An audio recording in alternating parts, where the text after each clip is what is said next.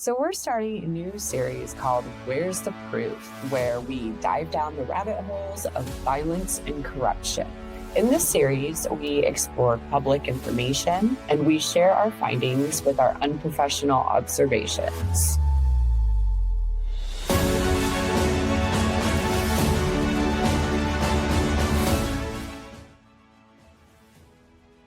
Hey, everybody. Welcome to Humanity Against Violence podcast. I'm Danielle, and this isn't just about exposing issues like corruption and trafficking and domestic violence. It's about taking action. Before we dive in, I would like to mention that this podcast is for entertainment purposes only. It's based on victim and witness accounts, as well as publicly available information. If you or someone you know needs help, visit my website at humanityagainstviolence.com. And don't forget, this podcast isn't just on YouTube. You can find us on almost any podcasting platform, and those links are on my link tree too. I'll also leave all of the links in the description box below. We offer free resources to help you stay safe, navigate the system, and fight for justice. You are not alone in this. Let's get started. Welcome to Where's the Proof, the podcast where we dig deep, ask the tough questions, and demand accountability from those in power. To uncover the truth, I've submitted multiple public record requests and poured over hundreds of pages of documents and articles because the truth matters and you deserve to know it. In this series, we're turning the spotlight on Williams County, Ohio, a place where whispers of corruption, systemic failures, and buried truths refuse to stay silent. From schools to child protective services, from law enforcement to the courts, the stories we uncover here are not just headlines. They're calls for justice. Each case, each decision, each unanswered question leaves us asking, where's the proof? In this special series of Where's the Proof, Williams County, we'll dig into the facts, challenge the official stories, and piece together the truth behind the scandals that have rocked this community.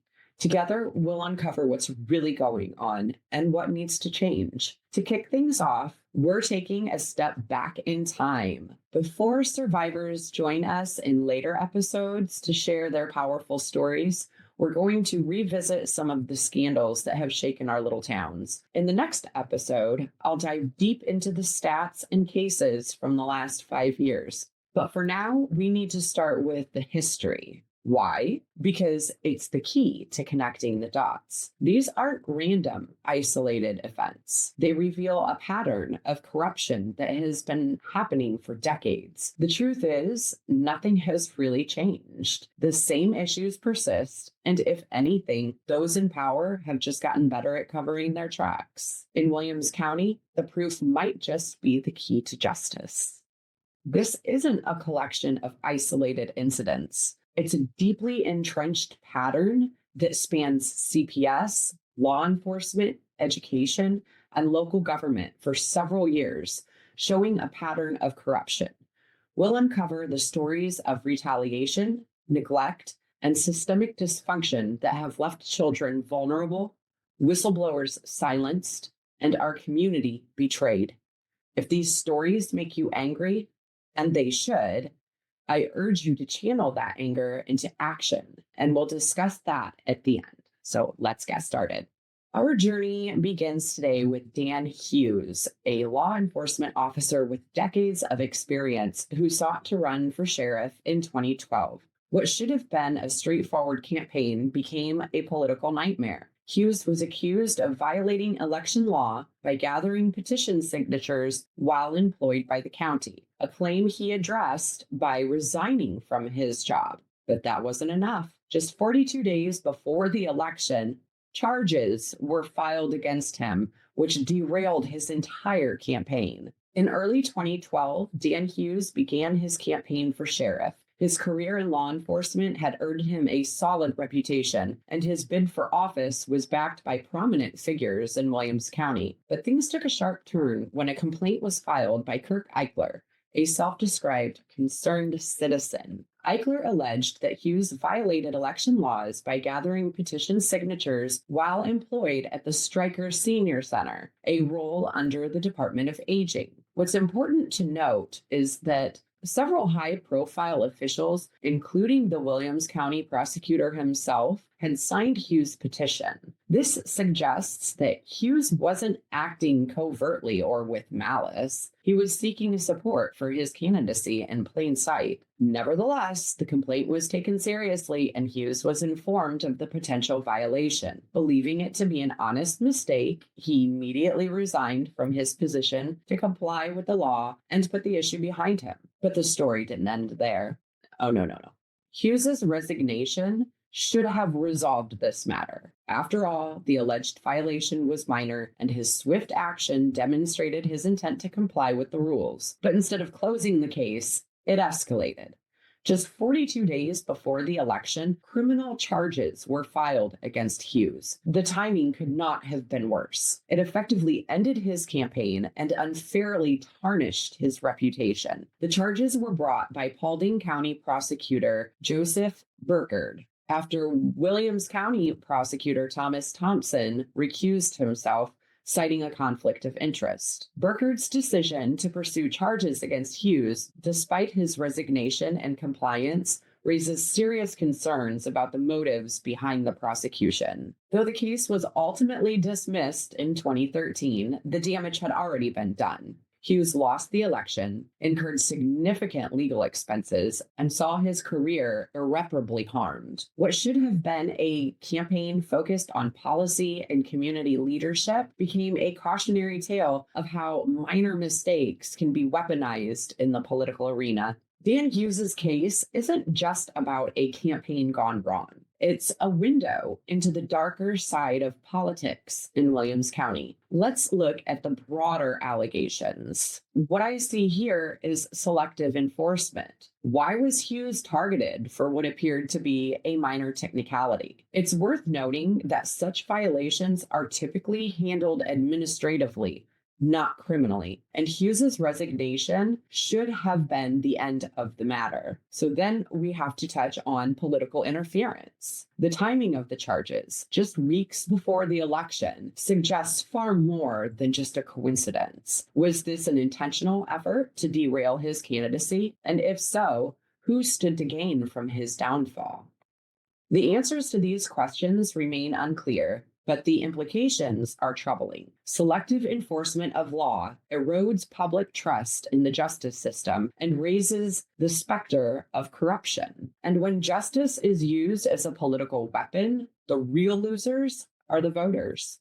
Hughes's case is just one piece of a larger puzzle in Williams County. The patterns we see here, selective enforcement, targeting of individuals, and retaliation, echoes in later cases. Take Jennifer Hagman, for example. She blew the whistle on financial misconduct in the Bryan City schools and faced severe retaliation rather than support. Or Sheriff Steve Towns, who exposed systemic failures in CPS and paid the price with legal battles and public vilifications. These cases aren't isolated. They're part of a systemic pattern that prioritizes protecting institutions over holding them accountable. And that's not just whistleblowers or political candidates who suffer. The community suffers when trust in its institutions is eroded. The Dan Hughes case is more than just a story of one man's campaign. It's a warning about the dangers of unchecked power and selective enforcement. We can't rewrite the past, but we can shape the future. Let's work together to build a system that values fairness, accountability, and integrity. Now we'll delve into another troubling chapter in Williams County's history. This time, it's not about CPS or law enforcement, but the education system. It's about Jennifer Hagman, a dedicated Bryan City Schools employee who uncovered financial misconduct by the superintendent. Her courage to speak out came at a high personal cost, revealing once again how deeply systemic failures can run. Let's start with the basics. Jennifer Hagman was an employee of Bryan City Schools, a district already marred by controversies like the group case. In 2015, she uncovered what she believed to be serious financial misconduct by then Superintendent Rossworm. The allegations: misuse of school funds for personal expenses, including travel and entertainment that had no clear connection to school business. Instead of addressing these concerns, The school district turned its focus on Hagman herself. What should have been a moment for accountability and transparency became a story of retaliation and silencing. Hagman, for doing the right thing, was about to pay a steep price. Hagman's whistleblowing did not lead to an investigation into Rossworm's actions. Instead, it marked the beginning of her professional undoing. She was reassigned to a role with significantly fewer responsibilities, a classic tactic to isolate and disempower whistleblowers. Her colleagues were reportedly instructed to avoid her, effectively isolating her in the workplace. Finally, under increasing pressure and hostility, Hagman was forced out of her position altogether.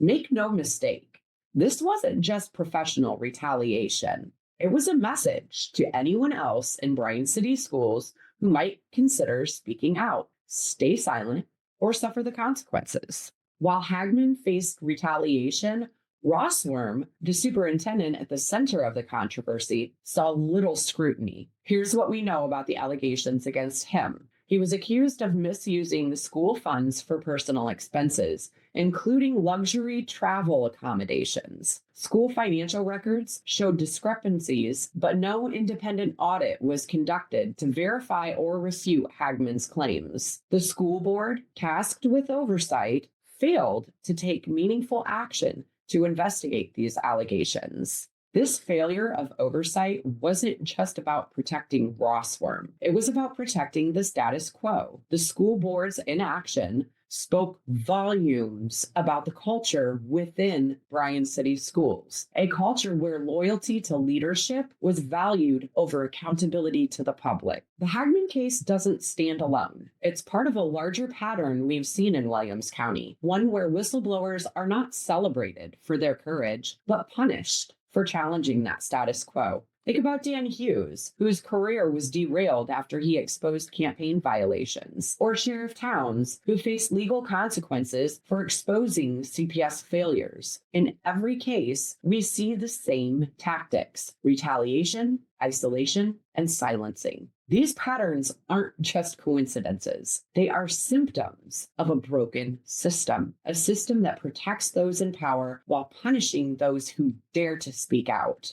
Let's not forget what this meant for Jennifer Hagman personally. Imagine the courage it took to report a superintendent, someone with immense power and influence over your workplace. And now, imagine watching your career unravel because of that decision. Hagman's story is a stark reminder of how high the stakes are for whistleblowers in our schools and public institutions. But it's also a reminder of why these stories matter. If we don't shine a light on these injustices, they will keep happening. And it's not just the whistleblowers who suffer. It's the children, the families, and the community as a whole. As we reflect on the Jennifer Hagman case, I leave you with these questions. How does retaliation like this affect the willingness of others to report misconduct? Why do systems so often prioritize loyalty over transparency and justice? And most importantly, how can we as a community create a culture where whistleblowers are supported, not silenced? We cannot let stories like Jennifer Hagman's fade into obscurity. They are too important. Here's what we can do.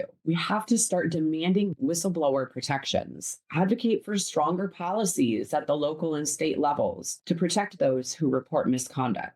Hold the school board accountable, attend meetings, ask questions, and demand transparency in decision-making. We could support whistleblowers, show up for them, believe them, and make it clear that their courage is valued by the community. Change starts with us, people. If we want to build a system that values accountability over silence, we need to stand together for Jennifer Hagman, for our children, and for the future of our community. These stories are hard to hear, but they're necessary. Let's honor the courage of people like Jennifer Hagman by working for the change that they risked so much to fight for. Next, we're going to tackle a story that has haunted our community since 2016, a story of violence, unanswered questions, and systemic failures. This is the case of John Anderson, a man fatally shot in the back by Eden Police Chief Tom Simchak. Despite public outcry and conflicting testimonies from officers, justice has remained elusive. This segment explores what happened, what went wrong, and what must change to ensure transparency and accountability in officer-involved shootings. On a quiet day in 2016, John Anderson's life was cut short. Eden Police Chief Tom Simchek shot Anderson in the back, killing him. The circumstances surrounding the shooting remain murky, shrouded in conflicting accounts from the officers on the scene. Multiple officers provided differing narratives about the moments leading up to Anderson's death. Some accounts claimed Anderson posed a threat, while others contradicted this, suggesting he was fleeing or attempting to comply with commands. What should have been a clear investigation turned into a tangle of half-truths and missing information.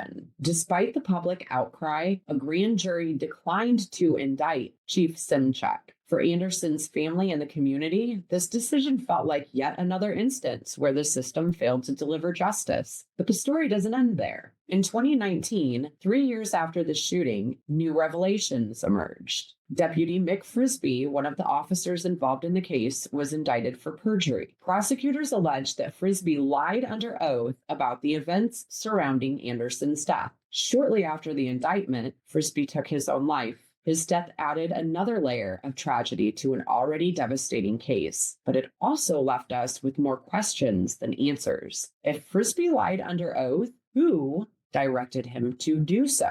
And why weren't the other officers held accountable for their conflicting testimonies? Because all their stories conflicted. It wasn't just him, but he was the only one that was indicted. The perjury charges against Frisbee hint at a coordinated effort to obscure the truth. Reports suggest that officers may have been directed to lie about the shooting, yet no investigation into these directives was ever conducted. This raises serious concerns about accountability within our law enforcement and the lengths some may go to protect their own. Frisbee's indictment for perjury feels like a half measure in the pursuit of justice. Yes, lying under oath is a serious offense, but why was Frisbee the only one charged? Multiple officers gave conflicting accounts of Anderson's death, yet no one else faced this scrutiny. This selective accountability sends a dangerous message that some voices are expendable while others are shielded. This lack of transparency and selective enforcement isn't unique to the Anderson case. We've seen it before, like in cases with baby Sprou's death, where systemic failures were buried behind procedural roadblocks. The pattern is clear. When institutions are challenged, the priority becomes damage control, not justice. For the community, this case has become a symbol of broken trust. When law enforcement officers are involved in a shooting, the public deserves a thorough and transparent investigation. Instead, the Anderson case has been marked by secrecy, conflicting narratives, and a refusal to hold key players accountable. How can the community trust a system that seems more interested in protecting its own than delivering justice? How can families like John Anderson's ever find closure when the truth is obscured at every turn? The shooting of John Anderson isn't just a story of one man's death. It's a story about a system in need of reform. So here's some things that we can do as a community. We could advocate for independent investigations. Officer-involved shootings must be reviewed by impartial agencies free from local influence. We have to demand transparency. Law enforcement agencies should release all evidence and reports related to shootings, ensuring the public has access to the truth. We need to support accountability measures, push for policies that hold officers accountable for misconduct, including perjury and obstruction of justice. Stand with the victims' families. We need to amplify their voices, support their fight for justice, and ensure that their stories are not forgotten. For Anderson's family, for Mick Frisbee, for our community, change starts with us. The shooting of John Anderson reminds us of the heavy price we pay when justice is delayed or denied. But it also reminds us of our power to demand better. Let's channel our outrage into action and our grief into purpose. Let's turn to a case that shakes the foundation of trust between parents and the schools tasked with keeping our children safe. This is a story of complaints ignored, a child left alone on a bus, and a system that failed to prioritize student safety. Let's dive in. This story begins in 2020 when parents and staff began raising concerns about the behavior of a Bryan City Schools bus driver. These complaints weren't minor. They ranged from erratic driving practices to mishandling of basic safety protocols, actions that put the lives of children at risk. Parents reported incidents of reckless driving, buses speeding through residential areas, sudden stops that sent children tumbling from their seats, and frequent disregard for basic traffic safety rules. Inside the school system, staff flagged additional concerns, alleging financial discrepancies on how transportation funds were being managed. Together, these complaints painted a troubling picture of neglect and mismanagement. But the most harrowing incident came when a child, a vulnerable 5-year-old student, was left alone on a school bus for several hours. This wasn't just an oversight, it was a complete breakdown of responsibility. The child was discovered hours later, scared and confused, with no explanation as to how this could have happened, especially when teacher aides were present on the bus to assist with safety and supervision. This wasn't only negligence, it's an institutional failure that left parents questioning whether Bryan City Schools could be trusted to protect their children. Despite the severity of these incidents, the response from Bryan City Schools was anything but decisive. Parents and staff who raised concerns were met with silence or dismissed outright. Complaints about the bus driver's behavior and the financial concerns related to transportation funds were ignored for months. Meanwhile, the driver continued to operate buses and no substantial action was taken. It wasn't until public outcry reached a boiling point that the administration finally acted. But even then, the response was minimal. The bus driver was quietly removed from their position, but there was no public acknowledgement of what had happened or why complaints had been ignored for so long. And the incident involving the child left on the bus swept under the rug with no answers given to the community. The lack of transparency and accountability left parents and staff frustrated, angry, and most of all, concerned for their children's safety. If such a blatant failure could be ignored, what else might the administration overlook? This case is not unique to Bryan City Schools. It's part of a larger pattern of systemic neglect that we've seen throughout Williams County. Think about the Baby Sprout case, where systemic failures within CPS led to tragedy, or the Jennifer Hagman case, where whistleblowers trying to expose misconduct were retaliated against. As we unraveled this case, several troubling questions came to light. Why weren't the initial complaints from parents and staff taken seriously? How was the child left alone on a bus for hours, especially when teacher aides were present to assist? Who was responsible for overseeing transportation safety, and why didn't they act? Were financial discrepancies tied to the administration's delayed response? And if so, how? What measures are being taken to ensure incidents like this never happen again? These questions aren't just theoretical. They cut to the heart of the issue. When schools fail to prioritize student safety, they fail their most basic duty. And when those failures go unaddressed, they send a dangerous message to parents and the community that convenience and image matter more than the well-being of our children. For the families affected by this case, the impact goes beyond one child or one bus driver. It's about trust. Parents entrust schools with the safety of their children every single day. When that trust is broken, the consequences ripple far and wide.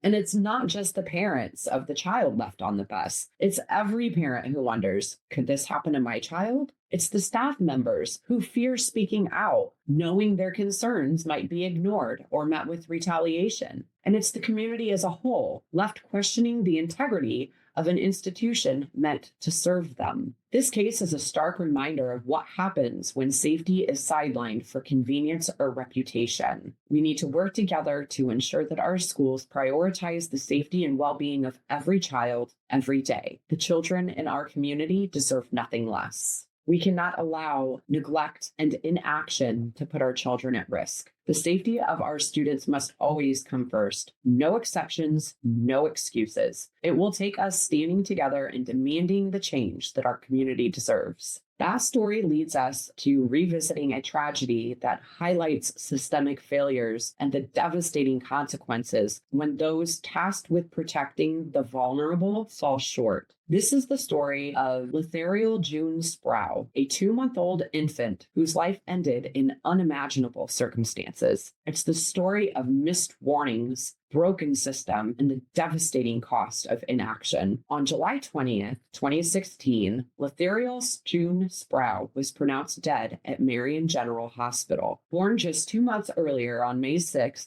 her short life ended due to blunt force trauma. The autopsy revealed evidence of prolonged abuse, including multiple old injuries. Her parents, 22-year-old Tyler Sproul and 18-year-old Brittany Oliphant, were charged with child endangering, murder, and involuntary manslaughter. According to the police and court filings, Lethariel's parents had a history of abuse. Records suggest that CPS had previously removed her from their care due to these concerns. At the time of her death, word is that Lethariel was in foster care under the supervision of CPS and Anna Myers. Despite clear evidence of past abuse, the very reason for her removal, Lethariel was allowed an unsupervised visit with her parents. This visit tragically resulted in injuries that ended her life. This wasn't just a failure by the parents. It was a failure by the system meant to protect Lethariel. How could CBS justify granting unsupervised access to known abusers? And why weren't safeguards put into place to prevent this tragedy?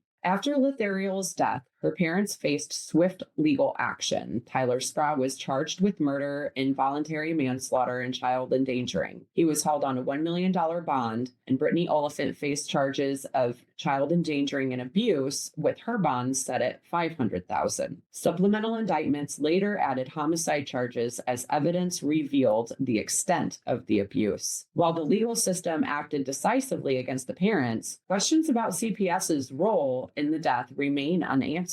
Why was an unsupervised visit allowed? What measures were or weren't taken to monitor her safety during the visit? And who will be held accountable for those decisions? Baby Lethariel's death highlights critical systemic issues within CPS and child welfare. They have poor decision-making, allowing unsupervised visits with parents who had a documented history of abuse defies logic and puts children in harm's way. There is a total lack of oversight. How closely was CPS monitoring this case? Did Anna Myers or other supervisors review the risks before approving the visit? There's such a huge accountability gap. Despite the glaring failures in this case, no CPS official or caseworker has faced consequences for their role in the decisions that led to Lethariel's death. Cases like this aren't isolated. It's part of a larger pattern of systemic neglect. When the very system designed to protect vulnerable children fails this catastrophically, it erodes public trust. And worse, it costs innocent lives. Lethariel June Sproul's story is a heartbreaking example of what happens when the safety of children is overlooked. We owe it to her memory and to all children in similar situations to demand better. We cannot undo what happened to her, but we can honor her memory by ensuring no child suffers the same fate. Let's stand together and demand the changes needed to protect the most vulnerable members of our community. As we dive deeper into this story of systemic failures in Williams County, we turn our focus now to Sheriff Steve Towns, a controversial figure whose efforts to expose systemic failures in Williams County ignited public debate. Towns took extraordinary steps to bring to light what he described as gross negligence within the schools, CPS, and local government. I'm right there with you, Mr. Steve. I'm right there with you. His methods and the backlash they provoked raised questions about the price of accountability and the limits of transparency. While Towns was a whistleblower determined to expose corruption and negligence, his methods placed him under intense scrutiny, leading to legal consequences. Was he a hero fighting for justice, or did he cross the line? Let's break it down. In October of 2018, Sheriff Towns made a bold and controversial move. Frustrated by what he perceived as systemic inaction, he publicly released over 600 pages of confidential documents related to CPS investigations. These included details of high-profile cases. The first case was the baby Sproul case. Towns alleged that CPS ignored reports of abuse tied to the tragic death of Letherial June Sproul. Despite a history of abuse and CPS's involvement, safeguards were not in place to prevent her death. School sexual assaults. Towns brought to attention the allegations of a statutory rape and a sexual assault that occurred during school sporting events. These incidents, according to the documents, were not reported or investigated adequately, raising serious questions about the priorities of school officials. If that's not enough for you, let's back that up and take it a step further. We have the Stephanie Grube incident. In 2012, a Bryan City school teacher exposed students to sex toys in her home. Towns alleged that school officials, including the superintendent Diana Savage, failed to report this incident properly, treating it as a minor mistake rather than the serious breach of trust that it was. Each of these cases reveals a very disturbing pattern. Warnings were ignored, accountability was evaded, and the systems designed to protect children failed in their most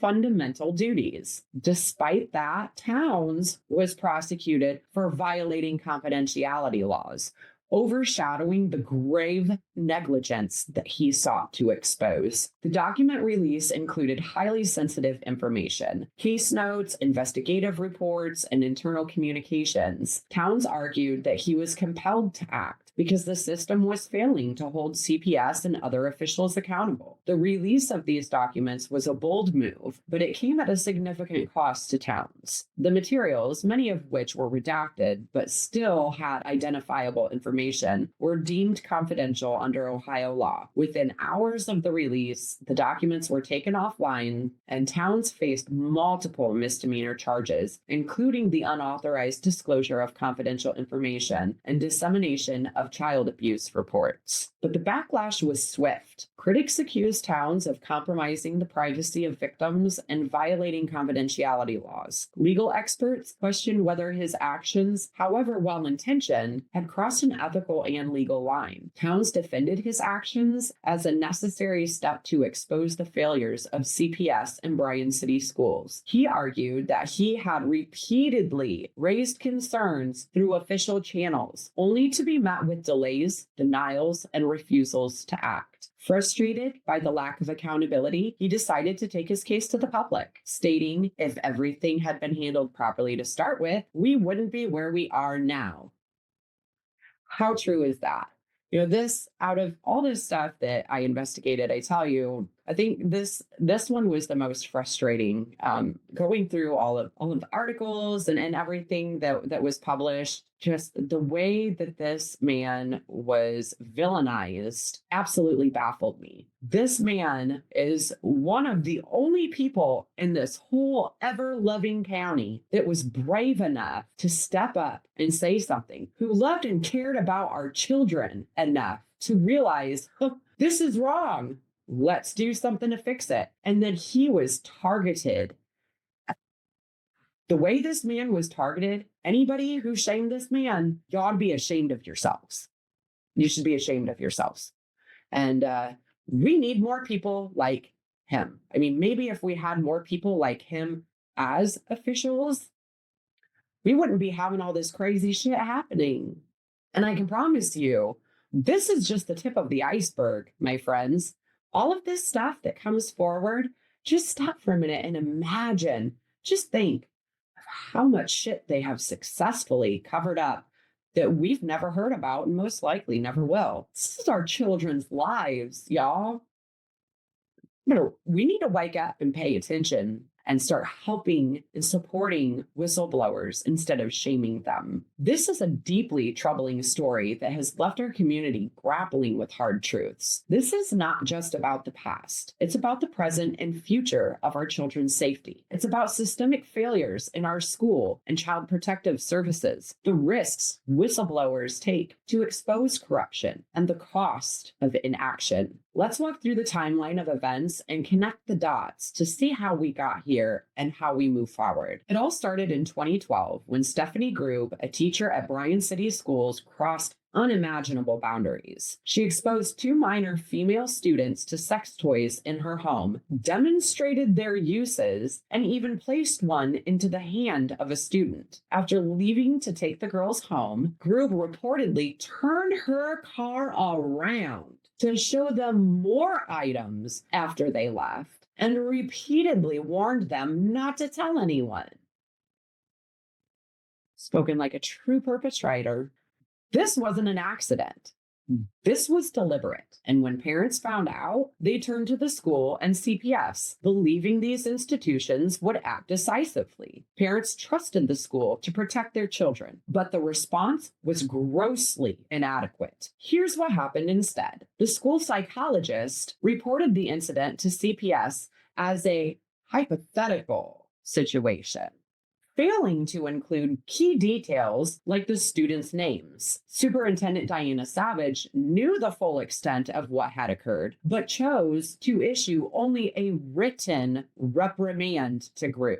The letter called the incident a mistake and expressed hope that Grube would learn from it. She remained employed at the school. No disciplinary actions beyond this letter were taken. Grube kept her job, and no meaningful consequences followed. This wasn't just a mistake. It was a complete failure to prioritize student safety. So let's fast forward 3 years to 2015. Sheriff Steve Towns had just been elected, and he reopened the case after learning new information from a school board member. His investigation revealed troubling details. The school's leadership, including Savage, had withheld critical information from CPS and the district's attorney. This lack of transparency hindered the initial investigation.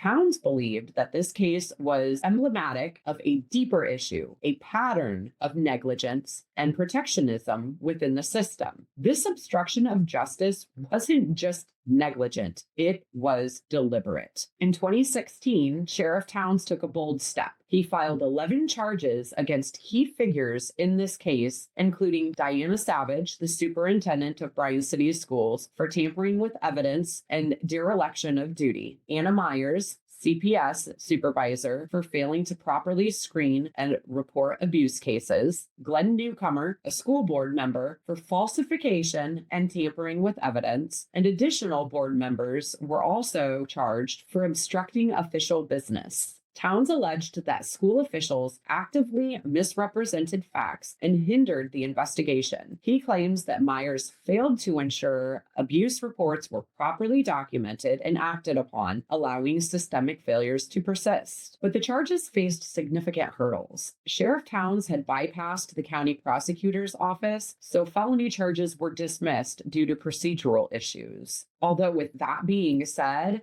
all the shit that gets hidden and covered up, can you really blame him? He probably had an inclination that the prosecutor was just going to blow it off and not do anything anyways. Misdemeanor charges against Savage, Myers, and the others were also dropped, with the court citing insufficient evidence that expired statutes of limitations. Despite the evidence of negligence, once again, no one was held accountable. Now, this is sexually inappropriate behavior with children. With children, folks. I love our community. I really do. The way that people in our community step up and help each other when in need, it's so amazing. I value and appreciate and love our community so, so very much. But this shit is wrong and it needs to stop. And to be honest with you, absolutely baffles me how so many people have just brushed this off as if it's nothing. Why are people in the community pissed off? I don't understand why more of you aren't pissed off over the corruption that's happening behind the scenes. Like, these are not little issues. So Towns argued that releasing the documents was a necessary step to protect children and demand accountability. He believed the system was designed to protect itself, not the children in it, that it was supposed to serve. And he is 100% correct. And I can testify right now today, nothing changed. Nothing has changed. I'm not going to get into it on this episode, but here before too much longer, I'm going to be doing a show where I go through my story. The way that the powers that be behave around here is frightening and disgusting, but we'll get there. For now, we're just going to focus on this and kind of lay out the foundation and the framework to kind of show the consistency and very similar issues. He believed the system was designed to protect itself, but his decision came with consequences. Towns defended his actions as a moral imperative, stating, "If I do nothing, I'm failing in my duty to protect the public." A plus, Sheriff Towns. A plus. I agree.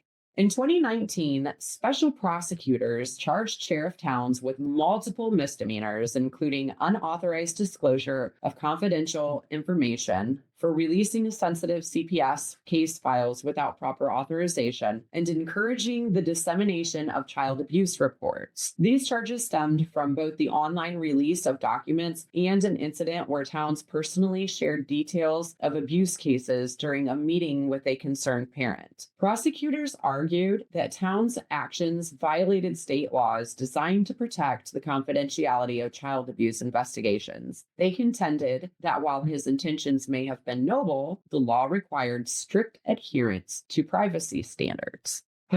Sweet Jesus.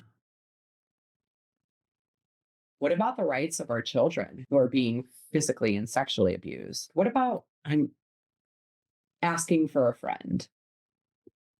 Towns did not deny releasing the documents. Instead, he framed his actions as a moral duty, arguing that transparency was the only way to hold CPS and local officials accountable. In his defense, he claimed that the documents were heavily redacted to protect identities. His actions were an exercise of free speech aimed at exposing corruption and safeguarding children, and that he acted as a whistleblower, fulfilling his duty to the community. His supporters rallied behind him, viewing the charges as retaliation by a system determined to silence dissent. However, others criticized him for potentially re-traumatizing victims by exposing the sensitive details of their cases. Okay, unless you're a victim, people in the community should just shut the hell up and not speak for other victims. Because as a victim myself, of both horrific crimes and the corrupted system that supports abusers, I, for one, can say, I wish somebody would open their damn mouth. I wish more people would do what Sheriff Towns did, because otherwise the silence does nothing except for perpetuate crimes against victims. It perpetuates the silence. It perpetuates the corruption that is going to continue to happen because people are too afraid to say anything because they're treated like this when they do. So after months of legal battles, Towns faced trials for the charges. He was found guilty on some counts of violating confidentiality laws. The court ruled that his actions, while well-meaning, violated the legal protections afforded to child abuse victims and their families. He avoided jail time, but was fined and subjected to a probationary period. The verdict sparked further debate, though. Supporters argued that the system was punishing Towns for exposing the truth, while critics contended that his methods undermined the privacy and dignity of the victims involved. I think people are just so confused.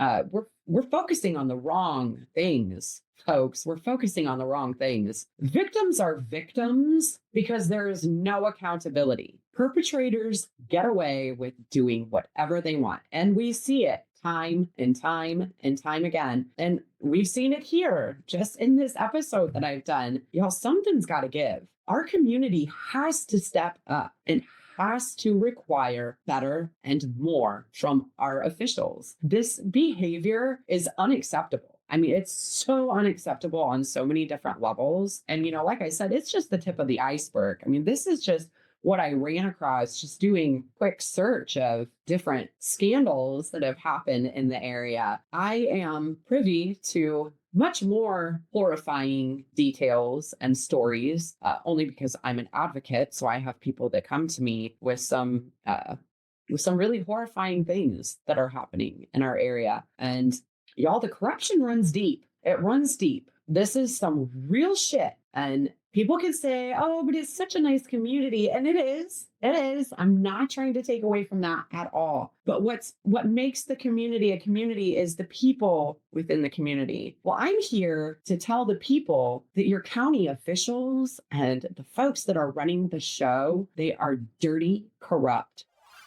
They're incompetent. They don't care about anybody but themselves and their little buddies that they need to try to protect. And it's all about keeping up with the Joneses and making sure everything looks nice and neat and tied up with a pretty little bow. That pretty little tied up bow hides a box of terror that if we don't address, it's never going to change. It's only going to get worse. And it's our children that are going to suffer. I need for y'all to realize that our children and our grandchildren are the ones that are going to suffer. So what does the case of Sheriff Steve Towns teach us? What do these cases tell us about our institutions? First, they reveal systemic neglect. The group case wasn't an isolated incident. It was part of a broader pattern where schools and CPS failed to prioritize children's safety. Anna Myers and CPS were accused of mishandling numerous abuse reports, yet no meaningful reforms followed. Second, this is about the cost of whistleblowing. It highlights the challenges faced in exposing systemic failures. Towns's actions forced the community to confront uncomfortable truths about CPS and the school system. Sheriff Towns took significant personal and professional risks to expose these failures. His actions sparked a broader debate about transparency, ethics, and the lengths we must go to protect our children. Lastly, this case underscores the importance of balancing transparency with confidentiality and accountability, or lack thereof. Protecting victims' identities is critical, but so is ensuring that institutions are held accountable. When these priorities conflict, who decides where the line is drawn? Why were charges against Myers, Savage, and other officials dismissed despite evidence of wrongdoing? What message does this send to the community? Now let's take a step back and look at the bigger picture. What we see is a system that protects itself at the expense of our children. Consider this. A teacher who endangers minors was lightly reprimanded and shielded from full accountability. CPS, under Anna Myers, repeatedly failed to properly investigate abuse reports. School officials obstructed investigations, yet no meaningful consequences followed for any of them.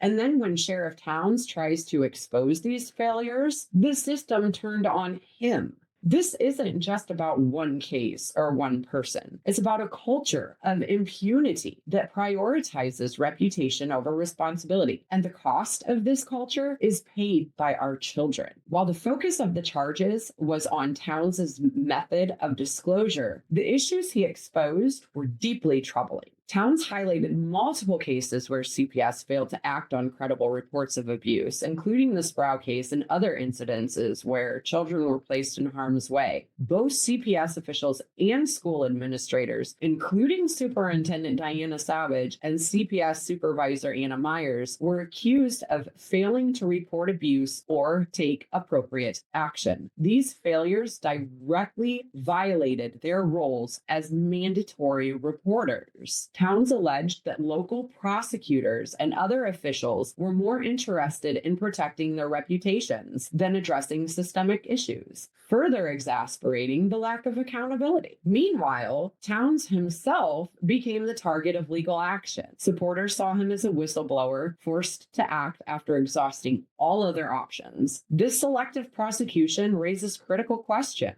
victims? Why were the officials responsible for these failures not held accountable? And why was the focus placed so heavily on the messenger rather than the message? These documents released by Towns revealed patterns of systemic negligence, but they also brought up a critical issue: the balance between privacy and transparency. While his actions brought important failures to light, they also exposed sensitive information that could re-traumatize victims. This ethical tension highlights the need for clearer protocols on how systemic issues can be addressed without compromising the safety and dignity of those involved. So what do we do? Where do we go from here? First, we need transparency. The schools and CPS have to provide clear public accountability for their actions or inactions. Every abuse report and institutional failure must be subject to independent oversight. Second, we need legal reforms to strengthen protections for whistleblowers. People like Steve Towns should be protected, not prosecuted, for exposing systemic failures. And third, we have to have community engagement, folks. Attend the school board meetings, write to your representatives, demand answers and independent oversight of CPS, local government, and educational institutions. Change starts with us. We cannot allow these failures to continue. If you're listening, you have the power to push for change. Together, we can ensure that every child in our community is safe, protected, and valued. So as we reflect on Sheriff Towns' case, I leave you with these questions. Were Towns' actions justified, or did they go too far? How do we protect whistleblowers while ensuring they act within ethical and legal boundaries? What systems should be in place to hold agencies like CPS accountable without compromising victim confidentiality? Why weren't school and CPS officials held accountable for their roles in these cases? How can the community ensure that systemic failures like these are addressed without re-traumatizing victims? And most importantly, how do we prevent these failures from happening again? The case of Sheriff Steve Towns is a complicated one. It's a story of courage and controversy, of systemic failures and the cost of seeking justice. But it's also a story that forces us to ask, what are we willing to do to protect our children and at what cost? These failures have cost our community too much. It's time to demand better for our children, for our families, and for the future of Williams County. Finally, we'll examine the story of Gary Moore, a man whose career spans decades in law enforcement, but whose tenure in Williams County was marked by controversy, instability, and unanswered questions. Appointed as interim sheriff during a crisis and later transitioning to assistant chief at the Bryan Police Department, Moore's career ended abruptly amid serious allegations of incompetence, insubordination, and the destruction of public records. We're going to delve into the rise and fall of Gary Moore, a story that reflects broader instability within Williams County law enforcement. Let's begin. In March of 2020, Williams County found itself at a crossroads. Sheriff Steve Towns had resigned amid mounting legal and public controversies, leaving the county without a leader during a tumultuous period. Enter Gary Moore, a seasoned law enforcement officer appointed as interim sheriff. His appointment was seen as a stabilizing move, a way to rebuild trust and restore order after the divisive tenure of Towns. But what exactly did Moore accomplish during his time as interim sheriff? Records of his decision-making and performance during his critical period remain vague. While the community hoped for transparency and accountability, little has been shared about how Moore navigated the challenges left behind by his predecessor. What we do know is that his tenure didn't spark significant reform or address the systemic issues that had plagued the sheriff's office. After his brief time as interim sheriff, Moore transitioned to the role of assistant chief at the Bryan Police Department in late 2020. On paper, this seemed like a logical next step for a veteran officer, but almost immediately, cracks began to show. By late 2021, Moore's tenure ended abruptly, shrouded in allegations that still remain poorly understood by the public. The allegations against Moore were serious. Internal reports pointed to incompetence, with claims that he mishandled critical administrative and operational tasks, insubordination from reports of escalating conflicts between Moore and Bryan Police Chief Christopher Chapa, with accusations that Moore defied directives and undermined leadership, and destruction of public records. Perhaps the most alarming allegation was that Moore destroyed records that were part of the public trust, documents that could have provided transparency and accountability in law enforcement. Despite these allegations, no comprehensive investigation results have been released to the public. Why? If the destruction of the records occurred, what was the nature of those records and what could they have revealed? These unanswered questions leave the community in the dark. By late 2021, the situation had escalated to the point where Moore was removed from his position. Officially, this was attributed to the allegations against him, but some believe there's more to the story. Was his removal purely about performance, or was it politically motivated? Let's examine the possibilities. Moore had inherited a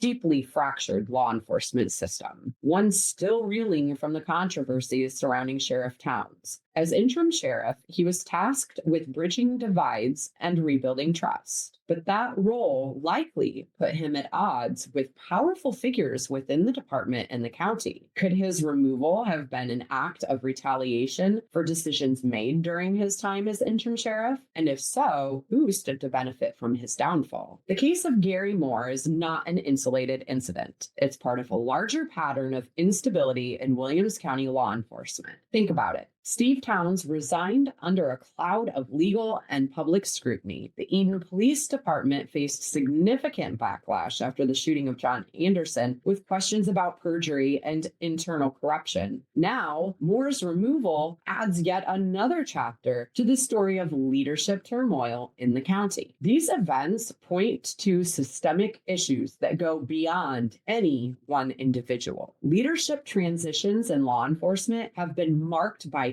chaos, secrecy, and a lack of accountability. And when whistleblowers or reformists like Towns, Hagman, Moore, or even McFrisby attempt to bring issues to light, they are often sidelined, punished, or scapegoated. One of the most troubling aspects of this case is the lack of transparency. The public has a right to know. We should know what specific allegations led to Moore's removal, what records were destroyed and why. Were any of these actions politically motivated? And if so, by whom? Transparency is the foundation of trust, especially in law enforcement. Without clear answers, the community is left to speculate, and speculation only deepens the divide between the public and those sworn to protect it. The story of Gary Moore is a reminder of the importance of accountability, transparency, and strong leadership in law enforcement. We deserve a law enforcement system that prioritizes integrity, transparency, and accountability. Let's work together to build that system for our officers, our community, and the future of Williams County. The story of Gary Moore is just one chapter in the larger narrative of Williams County law enforcement, but it's a chapter that raises vital questions about how we move forward. I want to leave you with the bigger picture, how all these stories connect. From Dan Hughes, who was punished for trying to run a fair campaign, to Sheriff Steve Towns, who was prosecuted for exposing the CPS failures, to the tragic death of John Anderson and the preventable loss of baby Sproul. What ties all of this together is a deeply entrenched web of corruption and systemic failure. These are not isolated incidents. They are a part of a pattern, one that thrives on retaliation, neglect, and secrecy. So as I wrap up today's episode, I'm going to take a moment to look ahead because I have a lot of really big things in the works. Our next episode will tackle a topic that's at the heart of our community's struggle for justice and transparency: the systemic failures within child protective services, the courts, and law enforcement. We'll be diving into the statistics behind CPS removals, and we'll be focusing on how single mothers are disproportionately targeted. We'll examine the stories behind the numbers, cases of domestic violence that go ignored, even as prosecutors and judges publicly praise the wonderful things they're doing to protect children and families. But are those statements true? Our investigation doesn't stop there. We'll be pulling back the curtain on police and court records for violent offenders. What do these records really reveal about how our justice system handles cases of abuse? Are these offenders held accountable, or is this yet another example of the systemic corruption we've uncovered in other cases? And let me be clear, it's not just whistleblowers who face retaliation and rights violations. Survivors, single parents, and the vulnerable are caught in this web as well. Their stories are often overlooked and their voices silenced. In the next episode, we're going to make sure those voices are heard. Domestic violence, trafficking, and corruption are very real issues that plague our community. Williams County is not immune. It's up to us to shine a light on these problems and demand change. So join me next time as we continue our journey to uncover the truth, because it's not just about the statistics or the headlines. It's about real people, real lives, and a community that deserves better. I'll keep submitting record requests, digging into the facts, and updating you along the way. Together, we can hold those in power accountable. Until next time, stay informed, stay vigilant, and never stop fighting for justice.